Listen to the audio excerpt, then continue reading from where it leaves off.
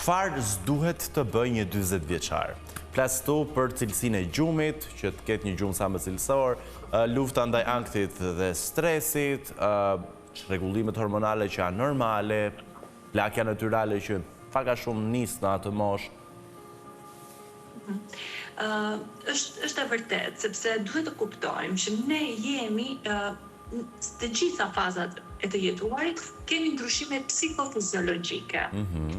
Kjo do të thotë që nëse një grua ka dhe ndodhe dhe ka shqetësimet e premenopauzës apo një burr po ashtu andropauzën, që të dyja konsistojnë në ulje të hormoneve ose në lodhje më të shpeshtë, në parahati gjatë gjumit, në rikuperim më të ngadalt ndaj lodhjes dhe aktiviteteve që mund të lodhin dhe ndoshta më përpara ato të kanë dhënë shumë kënaqësi, por tani ndodh diçka, një ndryshim.